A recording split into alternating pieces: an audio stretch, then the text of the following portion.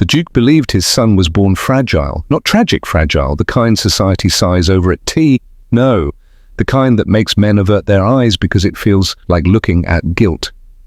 For 3 years, Ethan Rogers had suffered every day, and every day the household had learned new ways to explain it without doing anything that might stain the family's name. In the drawing room, it was poor health. In the servants' corridor, it was a punishment from heaven. In Dr. Richard Parry's neat handwriting, it was degeneration, nerves, unfortunate constitution. In the nursery wing, it was simply screaming. It was the kind of sound that didn't belong in a grand estate. It didn't match the velvet drapes or the marble floors or the portraits of proud men staring down from gilded frames like they'd never made a mistake in their lives. Ethan's cries cut through all of it. Honest, ugly, impossible to ignore. So they ignored it anyway. Hello everyone! Before we begin today's story, I have a small favor to ask. Please hit subscribe and turn on the notification bell so you never miss our channel's new videos. It is quick, free, and the best way to support us in bringing you more dramatic stories. Your support means the world to us. Where are you watching from? Drop your city or country in the comments below. We'd also love to know, what did you think of our new voice-over voice? Did it bring the story to life for you? Your feedback really helps us improve. Thank you very much. Now let us return to our main character. The iron gates of Rogers Hall rose like judgment against the winter sky when Miss Amelia Pearson arrived, suitcase in hand, gloves damp from the fog. She wasn't the sort of woman people expected to walk into a duke's home and matter. Not with her modest coat, her careful manners, and that quiet steadiness in her gaze that made you feel, oddly, like she'd already noticed what you were trying to hide. Mrs. Henshaw, the housekeeper, met her at the servants' entrance as if Amelia were a delivery rather than a person. "You're the governess," Mrs. Henshaw said, not quite a question. Her mouth looked permanently disappointed. "Yes, ma'am," Amelia replied, even though she wasn't a child to be scolded. She'd learned long ago that pride was expensive. "Then listen closely," Mrs. Henshaw said, stepping nearer. "You are here to teach when you are permitted, and to soothe only when instructed. You will not improvise, you will not ask questions in the wrong rooms. You will not wake Lady Charlotte." Amelia blinked. "Lady Charlotte?" A faint tightening at Mrs. Henshaw's eyes. "The Duke's intended. She keeps the household delicate. And the nursery is challenging." "Challenging," Amelia repeated softly, as though tasting the word. Mrs. Henshaw's glance sharpened. "If the boy bites, you do not strike. If he screams, you do not panic.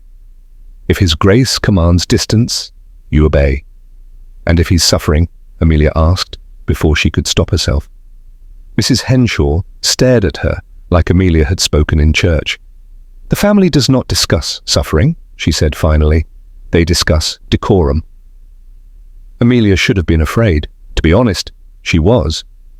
But beneath that fear was something else. Something stubborn and strangely calm, like the part of her that had survived hardship was unimpressed by polished cruelty. She was led through corridors lined with paintings and quiet. Too quiet. Even the candles seemed to burn carefully. Rogers Hall was elegant but predatory. Fog-damp iron gates outside, chandeliers that felt like surveillance inside, corridors that smelled of lavender polish trying to bury something metallic underneath. And then she met the Duke. Scott Rogers stood near the library archway, tall and immaculately dressed, a man carved into control. His presence didn't need shouting, it simply arrived and expected the room to adjust. "Miss Pearson," he said, voice low, precise. Amelia curtsied properly, though she felt his attention like heat. Not romantic heat, not yet, the kind that tests you. "They tell me you've worked with difficult children," he continued. "I've worked with frightened children," Amelia corrected, still respectful. "There's a difference." Something flickered in his eyes, a fast, annoyed interest, like he didn't want to agree, but couldn't help it. Behind him, Lady Charlotte Short drifted into view, pale and perfect in silk, wearing innocence the way wealthy women wore perfume, generously and for effect. "His Grace worries too much," Charlotte said with a smile that didn't reach her eyes. Ethan simply needs discipline and quiet. Amelia noticed how she said Ethan, not your son. And Amelia noticed the Duke didn't correct her, not out loud anyway. It was later, when Amelia finally stood outside the nursery door, that the truth of the house pressed in. The air smelled wrong, not just stale, not just closed. There was something metallic beneath the powder and polish, faint as a secret. When the door opened, the darkness inside felt deliberate. Ethan was in the corner, small in a nest of blankets, his hair damp with sweat, his face turned away as if eye contact itself might hurt. When Amelia took one gentle step forward, he flinched so hard his whole body jerked, and a sharp sound tore out of him, too intense for a normal child. Amelia froze. A child doesn't learn fear like that by accident. She set down her things quietly, doing the safe tasks first, opening curtains just a crack, changing water, straightening sheets. She spoke to him as if he were real, not a family embarrassment. "I'm Amelia," she said softly. I won't grab you. I won't rush you. I just want you to breathe." Ethan's eyes flicked toward her, wild with panic, then away, and in that moment Amelia felt it, the kind of anger that comes when you realize pain has been managed like a household inconvenience. Illness doesn't smell like metal. Someone has tried to clean a secret. Amelia didn't rush. Over the next days, she narrated softly, like calming a storm. She cleaned, observed, and gained tiny trust, a blink, a breath, a lessened recoil. But the patterns she saw troubled her deeply. Ethan held his neck stiffly, always tilted to one side. Tremors ran through his legs when he tried to stand. He screamed when touched at one specific area near the base of his skull. He didn't sleep deeply. He collapsed from exhaustion, not comfort. She began keeping mental notes. The reactions weren't random. They were specific, predictable, like his body was protecting one particular spot. One afternoon, while changing his linens, Amelia found herself thinking absurd thoughts. The curtains in this room were heavier than most families' winter coats. The silver candlesticks on the mantel could feed a village for a month, yet the medicine cabinet held only willow bark tea and lavender oil, nothing for true pain. It was during one of these quiet observations that Duke Scott appeared at the nursery door. He didn't knock. Dukes didn't need to. Amelia stood quickly, smoothing her apron. "Miss Pearson," he said, his voice careful. "How does he fare?" "He suffers, Your Grace," Amelia replied honestly. "But he is trying." Scott stepped into the room, and Amelia noticed how Ethan's breathing changed. Not with fear exactly, more like resignation, as if his father's presence was just another thing to endure. The Duke looked at his son with an expression Amelia couldn't quite name. Guilt, helplessness, love buried under protocol. "Dr. Parry says it is his constitution," Scott said quietly. "That some children are simply born this way." "With respect, Your Grace," Amelia said carefully, "I have worked with many children. I have never seen a constitution that screams like this." Scott's jaw tightened. "You overstep?" "Perhaps," Amelia admitted, "but someone must." Their eyes met. The air between them felt charged, like the moment before lightning strikes. He was close enough that she could smell his cologne, something woodsy and expensive. Close enough that she noticed the faint scar above his left eyebrow. He reached toward the blanket near Ethan's feet, and for a moment, his hand hovered near Amelia's. Neither moved. The moment stretched, taut and dangerous. Then Scott pulled back, clearing his throat. "Continue your work, Miss Pearson, but do not presume to diagnose what trained physicians cannot." He left quickly, and Amelia released a breath she hadn't realized she was holding.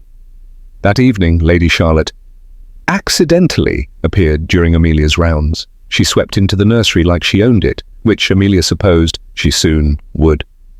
"Still coddling the boy, I see," Charlotte said lightly, examining her gloves rather than Ethan. "I'm caring for him, my lady," Amelia corrected gently. Charlotte's smile was sharp as glass. "Care, discipline. Some cannot tell the difference. The late Duchess was too soft. It's why the boy is as he is." Amelia bit her tongue, hard. "His Grace values order, Miss Pearson," Charlotte continued, "not sentiment. If you cannot provide results, there are other governesses, Quieter ones, more obedient ones. The threat was clear. After Charlotte left, Amelia sat beside Ethan's bed. The boy was awake, watching her with those golden eyes that looked too old for his young face. "You're safe with me," Amelia whispered. "I promise." Ethan stared at her for a long moment. Then, slowly, so slowly it nearly broke her heart, he leaned his head just slightly toward her hand. It was trust. Fragile, tentative, but real. Amelia reached out carefully and wiped a tear from his cheek. He flinched, but didn't pull away, and when her fingers accidentally brushed near the back of his neck, he jerked so violently he nearly fell from the bed, a strangled cry tearing from his throat. Amelia caught him, steadying him, her heart pounding, and in that moment, supporting his small, trembling body, she felt it. Something hard, something wrong, something that didn't belong beneath a child's skin. Amelia knew she was about to break the most important rule Mrs. Henshaw had given her. But she couldn't unsee what her fingers had felt. She couldn't unhear Ethan's screams. She prepared carefully. A warm cloth, a comb, a small pair of tweezers from her sewing kit. Her hands trembled slightly as she gathered the items.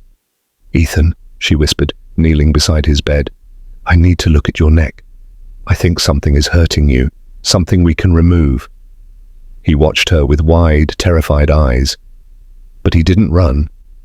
Maybe he was too exhausted. Maybe, somewhere deep down, he wanted the pain to stop more than he feared what she might do. Amelia moved slowly. She dampened the cloth and gently cleaned the area at the base of his skull. The skin there was hot, angry, swollen. The hair was matted into thick clumps. She began to part the hair, and Ethan whimpered, but held still. And then she saw it. The skin was red and festering, yellow with infection. But in the center of the inflamed area was a tiny, dark point, almost invisible against his brown hair. Metal. Amelia's breath caught. She reached for the tweezers, her hands shaking now. "Hold still, sweetheart," she breathed. "Just one moment." She gripped the tiny dark point and pulled. Ethan screamed, a sound of pure agony that echoed off the stone walls and seemed to shake the very foundation of Roger's Hall. But Amelia didn't stop. She kept pulling, steady and sure. The object slid out. It kept coming, and coming. It wasn't a splinter, it wasn't a thorn. It was a needle. A long, thin, silver needle, at least 3 inches in length, coated at the tip with a black tar-like substance. Amelia dropped it onto the metal wash basin with a clang. The substance on the tip hissed faintly, bubbling where it touched the water. Poison. This wasn't neglect. This wasn't illness. Someone had deliberately driven a poisoned needle into a child's spine to keep him in constant crippling pain, to make him appear weak, unfit, damaged. "Who did this to you?" Amelia whispered, tears streaming down her face. Ethan had gone quiet. Not the silence of fear, the silence of relief. His breathing was different, easier. His eyes, for the first time since she'd met him, looked clear. And then the door slammed open. Amelia spun around, instinctively placing herself between Ethan and whoever had entered. Standing in the doorway was Lady Charlotte Short, her perfect face arranged in an expression of horror. Behind her stood Duke Scott Rogers, his eyes immediately locking onto the scene. Amelia kneeling, Ethan bleeding, tweezers in her hand. "What have you done?" Charlotte gasped, rushing forward. She's hurting him, Your Grace. Look, she's stabbed the poor child." "No," Amelia cried, holding up the needle. "No, Your Grace, please, you must listen. I pulled this from his neck. Someone put it there. Someone has been poisoning him." Scott stared at the blood on Amelia's hands, at his son, trembling and crying, at the tweezers. He didn't see the needle. His eyes were fixed on the blood. "Step away from my son," Scott said, his voice deadly quiet. "Your Grace, please," Amelia begged. Look at the basin. The needle is there. It's coated in wolfsbane or something worse. That's why he's been suffering. But Charlotte was already moving. She rushed forward, reaching for Ethan, and in her haste, her silk sleeve swept across the small table, knocking the wash basin to the floor. Water splashed everywhere.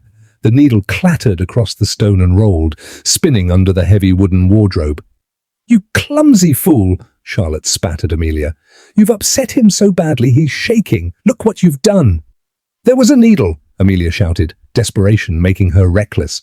"A silver needle coated in poison. That's why he screams. That's why he can't move properly." "Someone buried it in his spine." The room went silent. Scott slowly turned to face her fully. He was terrifying in his control, a man who had commanded soldiers and conquered territories. "A needle," he repeated, his voice ice, "in my son's spine." "You are suggesting someone in this household, in my home, tortured my heir." "I am not suggesting it, Your Grace," Amelia said, her voice shaking but firm. "I am telling you what I found. It rolled under the wardrobe. Please, check." Scott's eyes narrowed. He looked at Charlotte. She met his gaze, her blue eyes wide and glistening with tears. "Kaelin, surely you don't believe this madness," Charlotte whispered, using his first name like an intimacy. "Dr. Parry has examined Ethan dozens of times. He has a degenerative condition. Everyone knows this. She's clearly disturbed. She hurt him, and now she's inventing stories." Charlotte stepped closer to the Duke, placing her hand on his arm. "She smells of desperation. Perhaps she thought if she could cure him, you'd reward her. Give her money, status." Scott looked back at Amelia. He could smell her fear, but underneath it, something else. Conviction? Truth? Or just the stubbornness of a woman trying to save herself? "Guard," Scott called. 2 men appeared at the door instantly. "Search under the wardrobe," Scott commanded. Amelia's heart leapt. He was listening. The guard knelt, reaching under the heavy furniture. He swept his arm back and forth. He pulled out dust, a lost button, a dried flower. "Nothing else, Your Grace," the guard reported, standing. Amelia's blood turned to ice. "It was there," she whispered. "I saw it roll." She looked at Charlotte. The lady was watching her with a small, satisfied smile. She'd moved it. Somehow. Magic? A kick when no one was looking? It didn't matter. The evidence was gone. "Liar!" Charlotte hissed. "No!" Amelia lunged forward. "Check again. Check the wound on his neck. It's a puncture, a perfect circle." "Enough!" Scott's command was like a physical blow, silencing the room. He looked at Amelia, and she saw it. Doubt. Not about Charlotte. About her. "Dr. Parry will examine the prince immediately," Scott said, his voice heavy. "As for you..." He paused, and Amelia saw something flicker in his eyes. Confusion. His wolf was stirring, reacting to her scent in a way that made no sense. Vanilla and rain. It calmed him even as he tried to stay angry. He shook it off. "Take her to the holding room," Scott ordered. "If Dr. Parry finds evidence of abuse, she will stand trial." If you're still with me, we're just getting to the most intense part of this story. If you want to see how deep this conspiracy goes and whether Amelia can prove the truth before it's too late, hit that like button right now and drop a comment telling me, do you think the Duke will believe Amelia in time, or will Lady Charlotte succeed in her terrible plan? Your engagement truly helps this channel grow.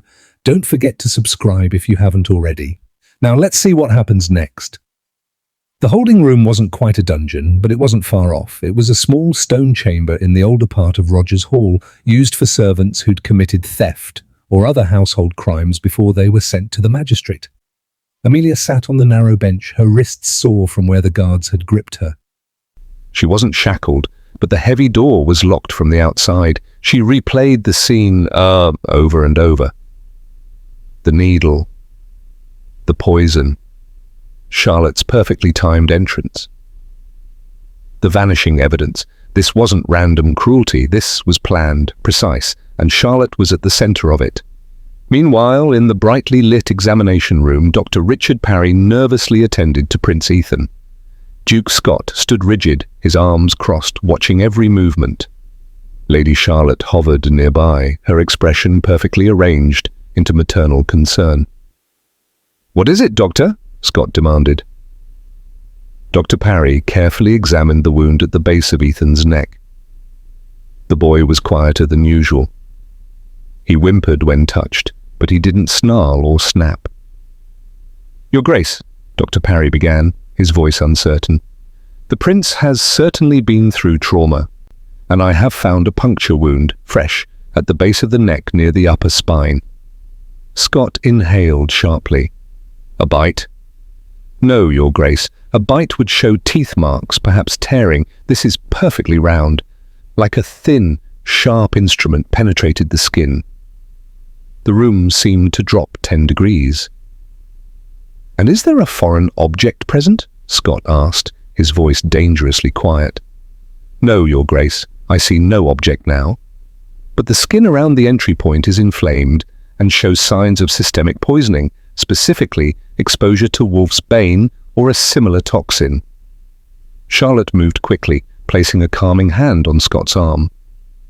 "Carlin, the maid stabbed him today. She used a poison needle to make him sick and then tried to blame us. The real question is how she smuggled such a thing past your guards. It was brilliant, really.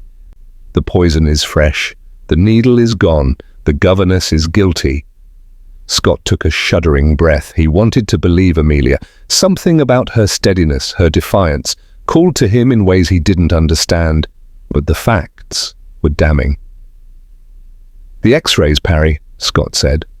"In all your examinations these past 3 years, did you ever detect metal in my son's body?" Dr. Parry went pale.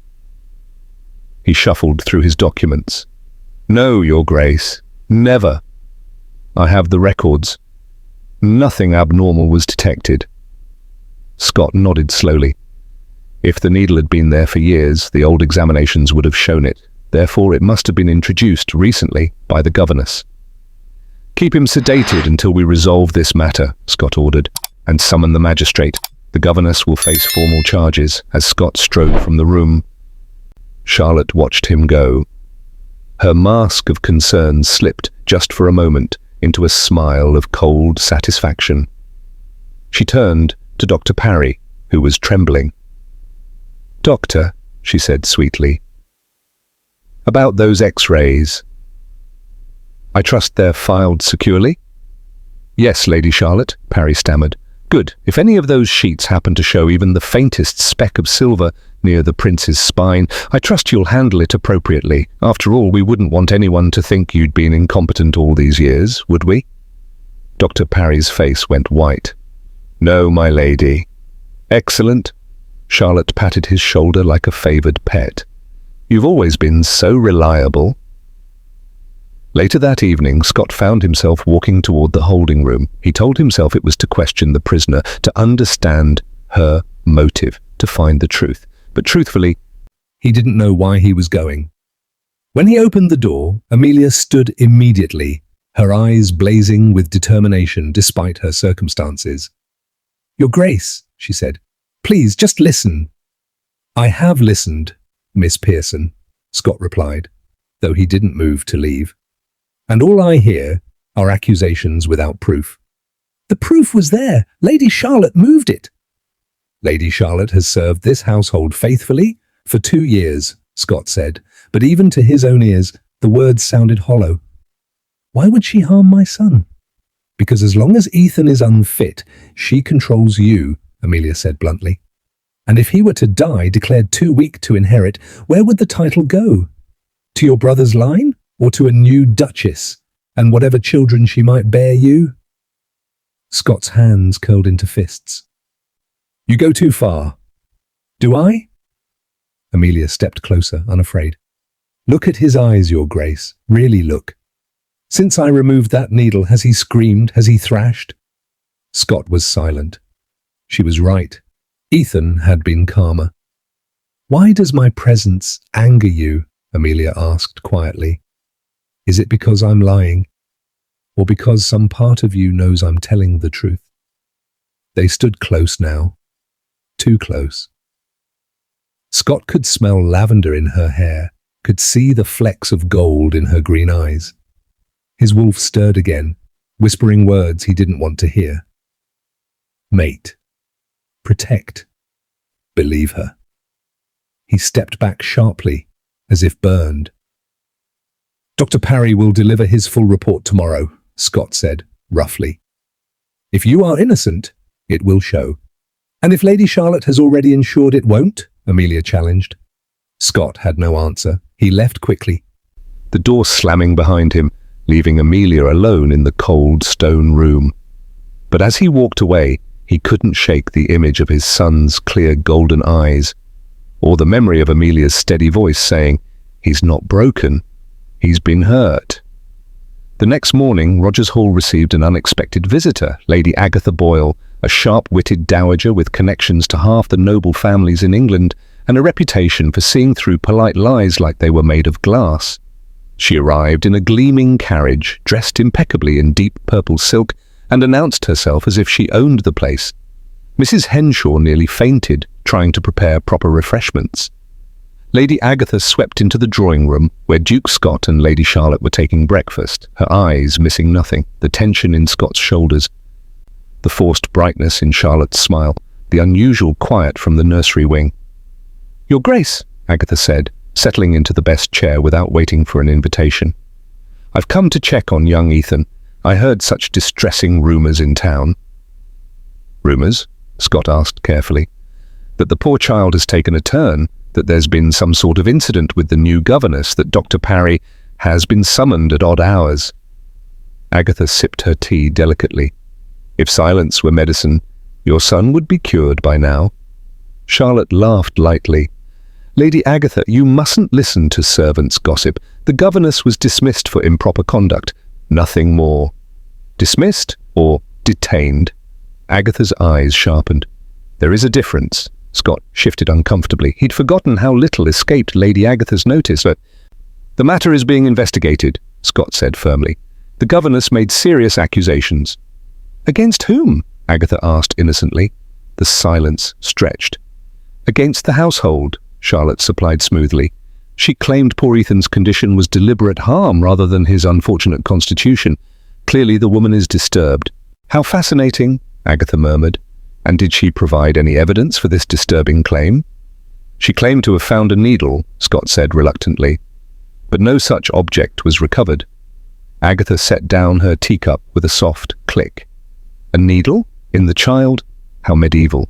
"It's nonsense," Charlotte said quickly. "Dr. Parry has confirmed the boy has a degenerative condition. The governess simply couldn't accept that some children cannot be helped."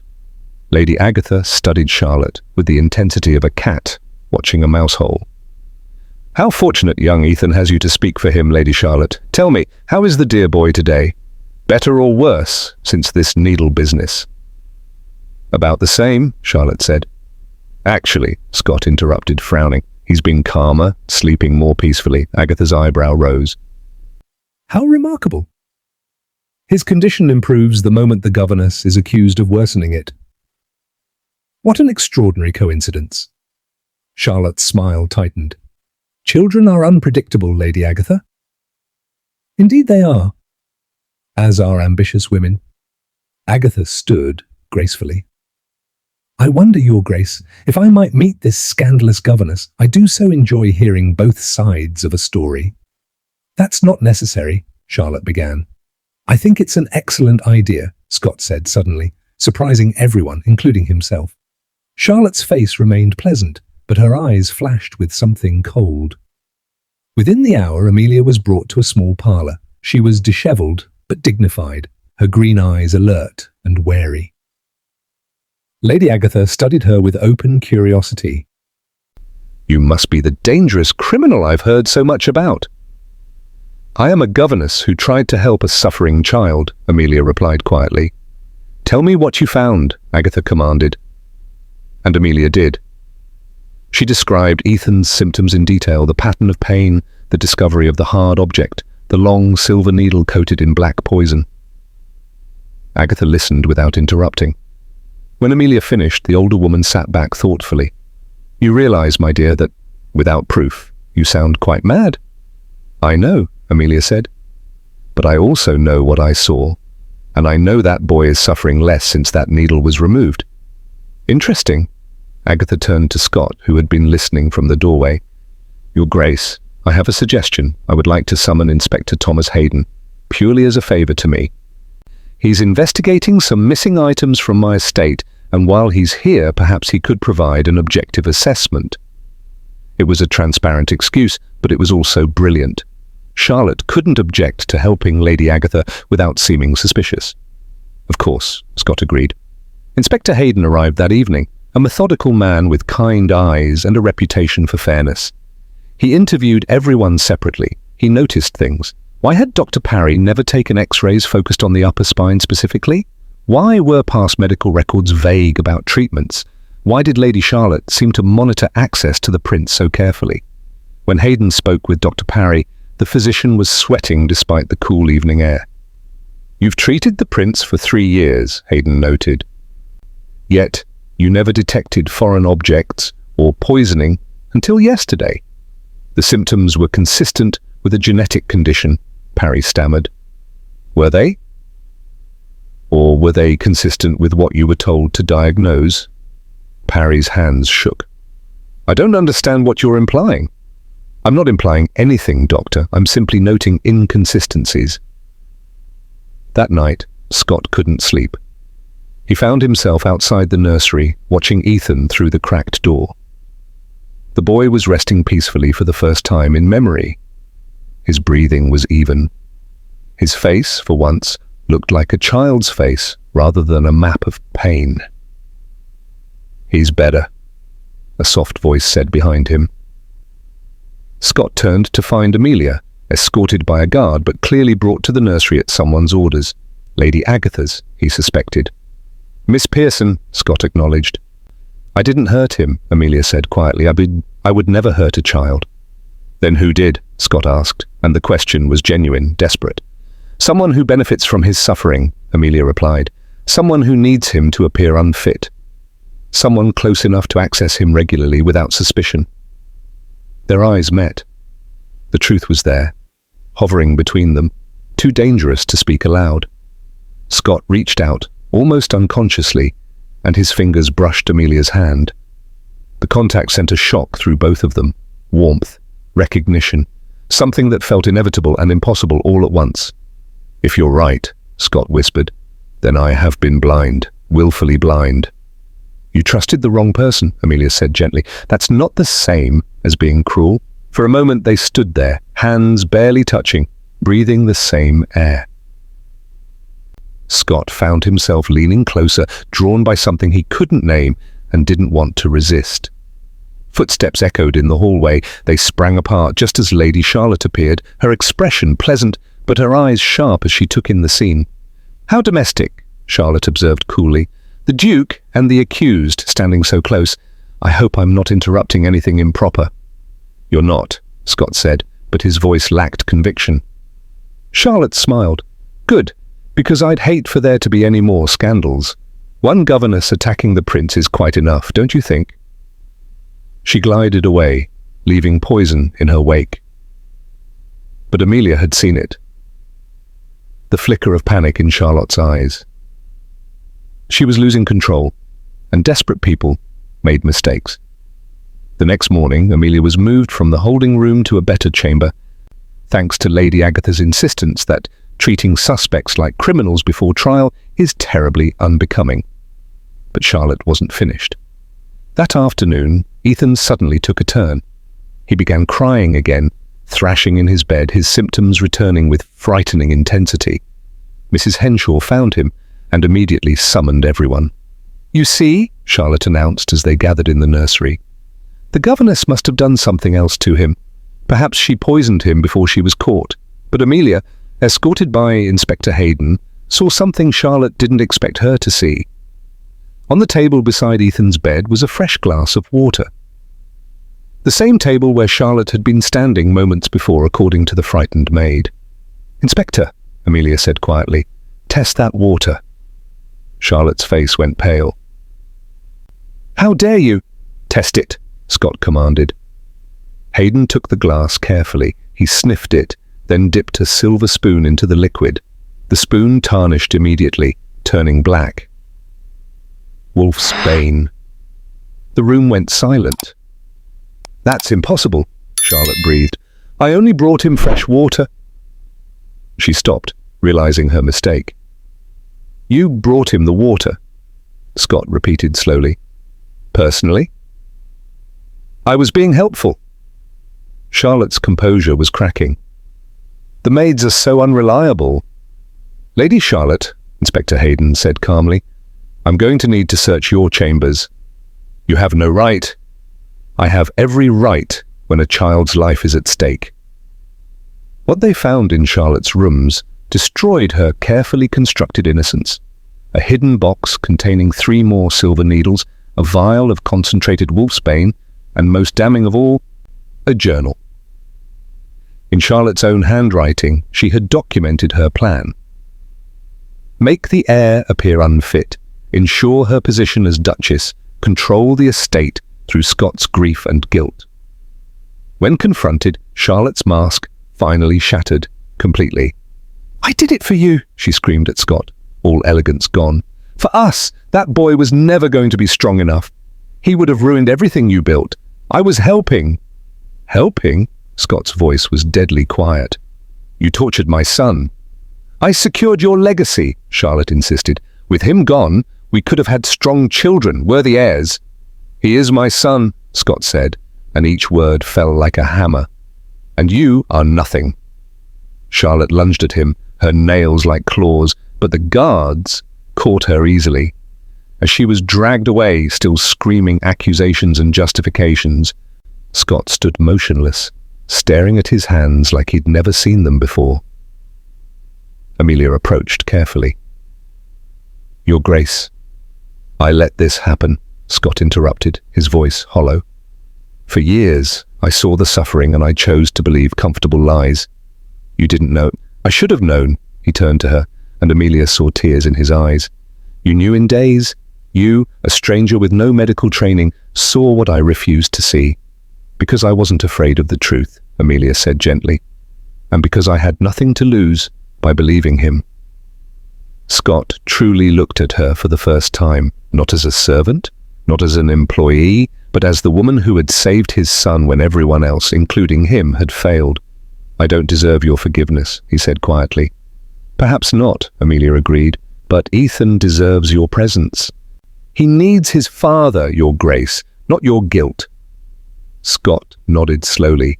Then, without thinking, he reached for her hand and held it tightly. "Stay," he said. "Please, not as a governess, as whatever you're willing to be. He trusts you, and I—" He stopped, the words too dangerous, too soon. But Amelia understood. She squeezed his hand gently. "I'll stay." They stood together, hands joined, as dawn light filtered through the nursery windows where Ethan slept peacefully for the first time in 3 years, finally free of the needle that had stolen his childhood. The trial of Lady Charlotte Short became the scandal of the season. Nobility from across England whispered behind fans and over tea about the woman who had tortured a duke's heir in pursuit of a title. Inspector Hayden presented the evidence methodically: the needles, the poison, the journal. Dr. Parry, faced with the truth, broke down and confessed that Charlotte had pressured him to misdiagnose Ethan, threatening to reveal past medical mistakes that could have cost him his license. Mrs. Henshaw admitted she'd suspected something was wrong, but had been too afraid of losing her position to speak up. Charlotte, for her part, showed no remorse. Even in chains, she maintained that she'd done what was necessary. "He was weak," she spat during her testimony. "The bloodline needed strength, not sentiment." The magistrate showed her no mercy. She was sentenced to life imprisonment in a facility far from London, far from society, where her name would be forgotten. But for Ethan Rogers, recovery was slower and more complicated than simply removing a needle. The physical wounds healed within weeks. The psychological ones took longer. He flinched at sudden movements. He startled at raised voices. He expected punishment for things that weren't crimes, laughing too loudly, asking for second helpings, crying when hurt. But Amelia was patient, So gradually was his father. Scott Rogers, Duke of Carlisle, had always been a man of action and command. Gentleness didn't come naturally, but he learned. He learned to sit quietly beside his son's bed and simply read aloud. He learned to let Ethan come to him rather than demanding attention. He learned to apologize when he made mistakes, something dukes rarely did. One afternoon, 3 months after Charlotte's arrest, Scott found Amelia and Ethan in the garden. Ethan was laughing, genuinely laughing, as he chased a butterfly through the roses. "He sounds happy," Scott observed, joining Amelia on the bench. "He's learning what happy feels like," Amelia corrected gently. "It's different." They sat in comfortable silence, watching the boy play. "I've spoken with my solicitors," Scott said eventually, "about the future, about what's proper and what's not." Amelia's heart sank. She knew this was coming. The Duke couldn't keep a common governess in his household indefinitely, not without scandal. "I understand," she said quietly. "I'll make arrangements." "I'm saying this badly," Scott interrupted. He turned to face her fully.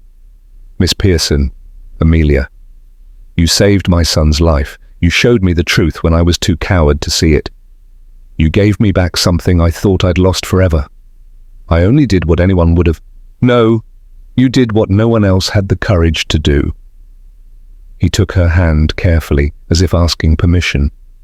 "The solicitors say that a duke cannot court a governess. Society would never accept it." Amelia's throat tightened. "I see."